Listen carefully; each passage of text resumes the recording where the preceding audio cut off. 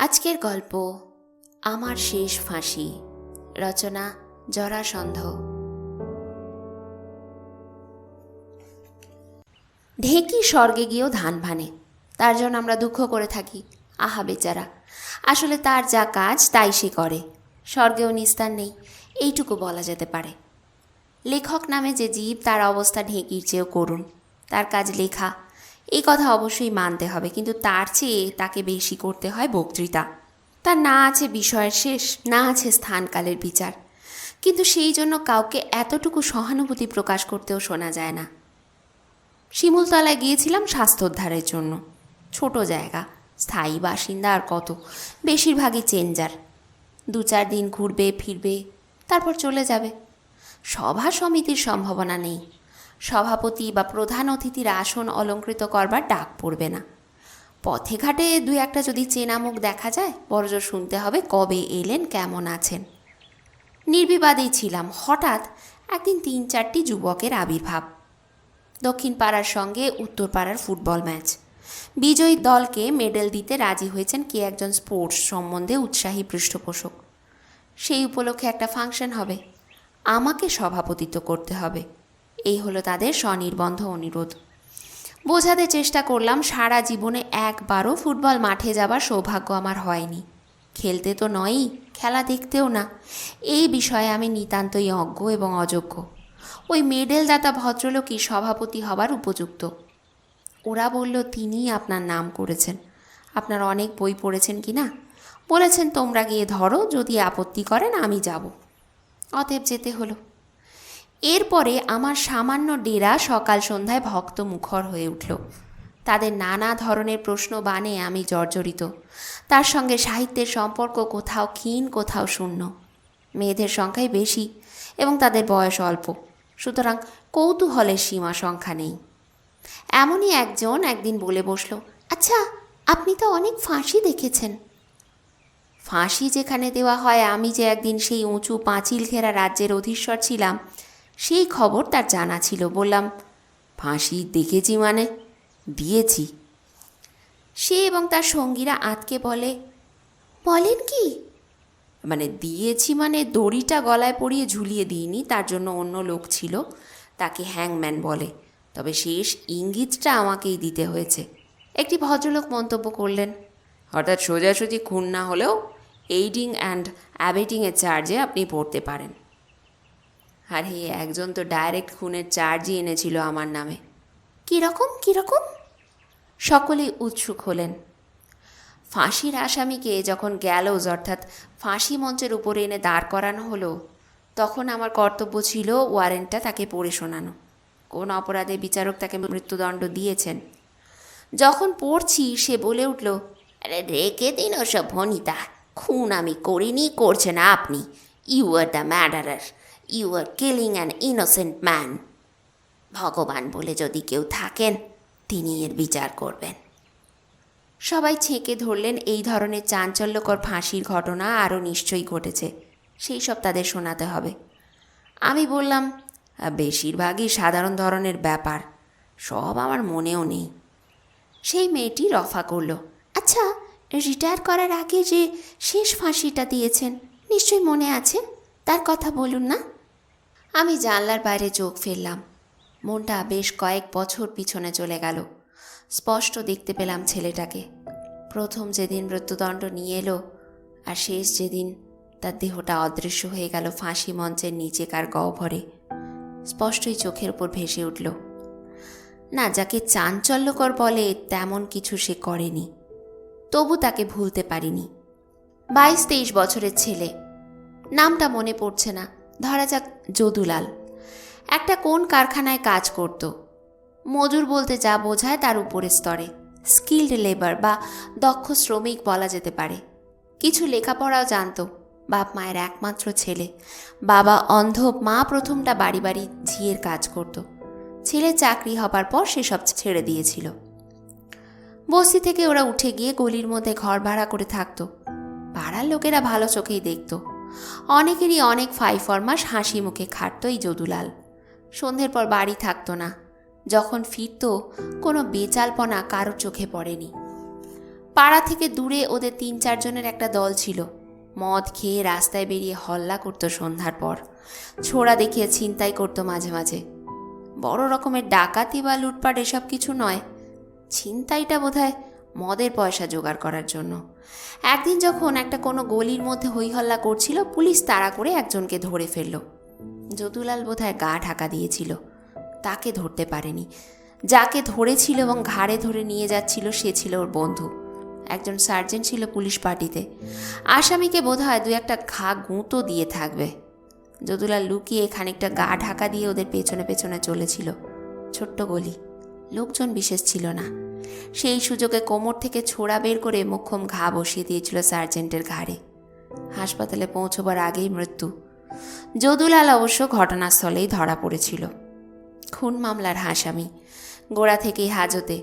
পাড়ার লোকেরা ওর মাকে পরামর্শ দিয়েছিল ভালো উকিল দাও, কিন্তু তার অনেক খরচ, সেই সব কোত্থেকে আসে। এইসব ক্ষেত্রে অর্থাৎ মার্ডার কেসের আসামি যদি অপারগ হয়, সরকার তার পক্ষ সমর্থনের ব্যবস্থা করে থাকেন। একজন জুনিয়র উকিল দাঁড়িয়েছিলেন যদুলালের তরফে। পরিষ্কার খুন, ঘটনাস্থলে হাতে নাতে ধরা পড়েছে অপরাধী। উকিলের বলার মতন বিশেষ কিছুই ছিল না। তার একমাত্র বক্তব্য, আসামি প্রকৃতিস্থ ছিল না, যা করেছে মদের ঝোঁকে, তার জন্য তাকে দায়ী করা চলে না। এই যুক্তি অবশ্য টেকেনি। পুলিশ বোধহয় আটঘাট বেঁধেই কাজ করেছিল।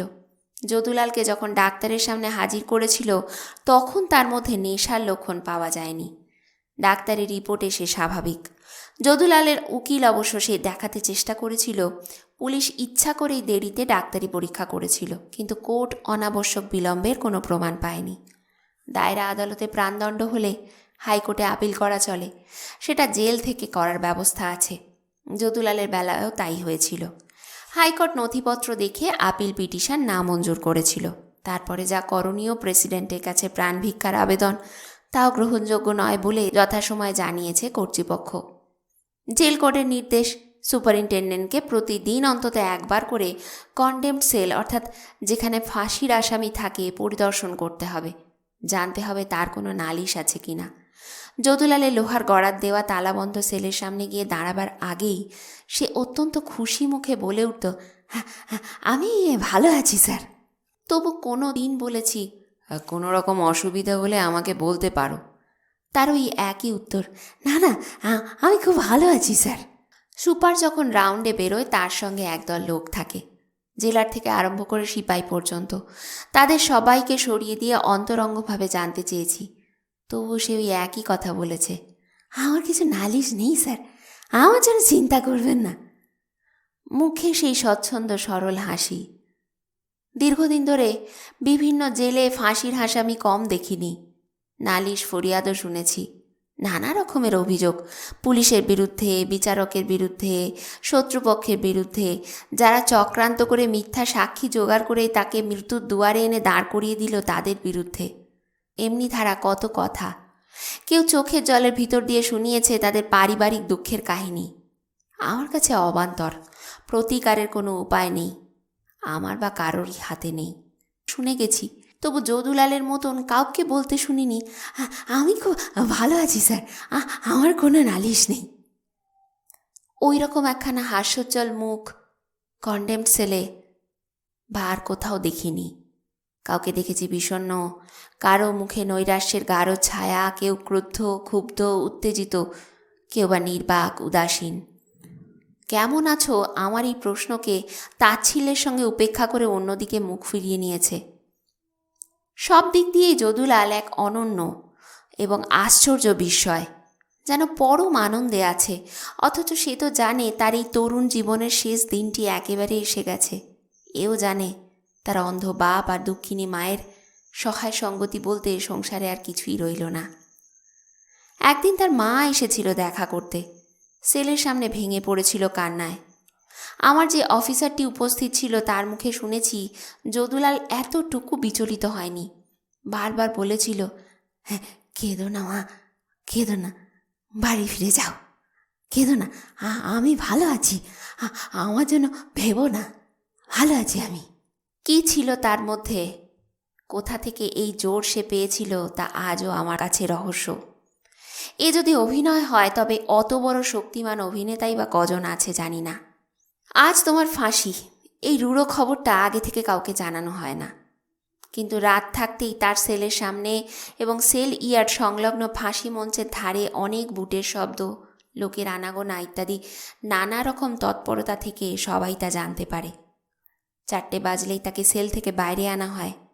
তারপর স্নান করিয়ে এক সেট নতুন জেলের পোশাক পরানো হয়। যদি কেউ শেষ প্রার্থনা জানাতে চায় তার উপাস্য দেবতা বা ঈশ্বরের কাছে সেই সুযোগ দেওয়া হয়। দেশের বিভিন্ন ধর্মী কয়েদিদের জন্য একজন করে রিলিজিয়াস ইনস্ট্রাক্টর বা ধর্মোপদেষ্টা আছেন। তিনি গীতা, কোরআন বা বাইবেল থেকে কিছুটা করে পড়ে শোনান। যদুলালের বেলাতেও রুটিন মাফিক সব ব্যবস্থা ছিল। সেদিন কিন্তু সেই প্রফুল্লতা নেই।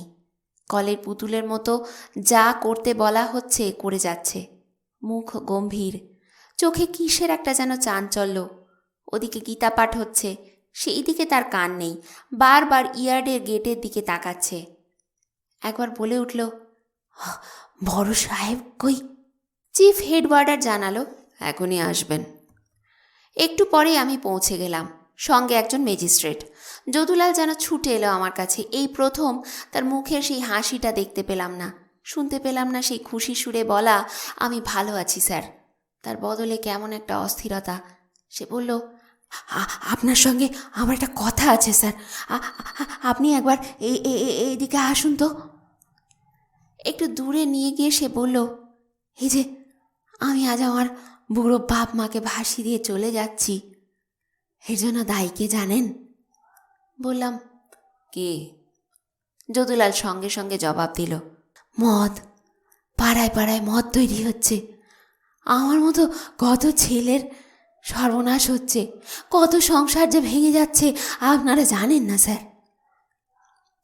আপনাকে একটা কথা দিতে হবে স্যার, এই মদ আপনি বন্ধ করবেন, করতেই হবে, বলুন করবেন। হঠাৎ ম্যাজিস্ট্রেটের দিকে নজর পড়তে বলে উঠল, উনি কে? বললাম, উনি একজন হাকিম। হাকিম? তাহলে আপনিও কথা দিন স্যার, মদ বন্ধ করে দেবেন। তিনি বললেন, যা বলা স্বাভাবিক, মদ বন্ধ করা কি আমাদের পক্ষে? কথাটা শেষ করার আগেই আমি তার হাতে চাপ দিয়ে বেশ জোরের সঙ্গে আশ্বাস দিলাম যদুলালকে, হ্যাঁ, মদ আমরা বন্ধ করে দেব, তুমি শান্ত হও। দেবেন তো? নিশ্চয়ই দেব। যদুলাল যেন নিশ্চিন্ত হলো। রক্তিম মুখের উপর একটা প্রশান্তির ছায়া। চিফ হেডওয়ার্ডারের দিকে চেয়ে বললেন, চলুন, কোথায় যেতে হবে? এই অন্তিম মুহূর্তে অনেককে দেখেছি একেবারে ভেঙে পড়ে চিৎকার করে বলতে থাকে, আমাকে ছেড়ে দাও, আমি মরব না। জোর করে ধরে নিয়ে যেতে হয় ফাঁসি চত্বরে। যদুলাল নিজে থেকেই লম্বা লম্বা পা ফেলে এগিয়ে চলল।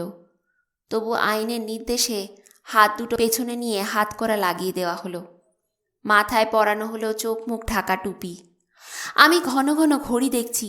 যদুলাল ফাঁসি মঞ্চের লোহার পাতের উপর দাঁড়িয়ে, নিশ্চল নির্বাক। হ্যাংম্যান শিবু মোটা ম্যানিলা রজ্জুর ফাঁস তার গলায় পরিয়ে দিয়ে জোর হাতে আউড়ে যাচ্ছে তার অভ্যস্ত বুলি। আমার অপরাধ নিও না ভাই, আমি হুকুমের চাকর, সরকারের হুকুম। ওসব থাক ভাই, তাড়াতাড়ি কর, তাড়াতাড়ি তাড়াতাড়ি কর। হ্যান্ডেলে হাত রেখে আমার দিকে তাকালো হ্যাংম্যান। আমি হাতের রুমালখানা তুলে ধরে মাটিতে ফেলে দিলাম, শেষ ইঙ্গিত।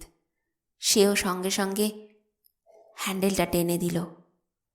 মুহূর্তের মধ্যে 6 ফুট লম্বা দেহটা মাটির ঢিপির তলায় কোথায় যেন হারিয়ে গেল। দাঁড়িয়ে রইল শুধু একটা দড়ি। একটুক্ষণ দুলে উঠল, একবার কি দুবার, তারপর সব স্থির। বন্ধুরা, আজ তোমাদের পড়ে শোনালাম আমার শেষ ফাঁসি, রচনা জরাসন্ধ। যদি গল্পটা তোমাদের ভালো লেগে থাকে একটা লাইক করে দিও, বন্ধুদের সঙ্গে শেয়ার করো। এই চ্যানেলে প্রথমবার আসলে চ্যানেলটাকে সাবস্ক্রাইব করে রেখো। সবাই ভালো থেকো, আনন্দে থেকো।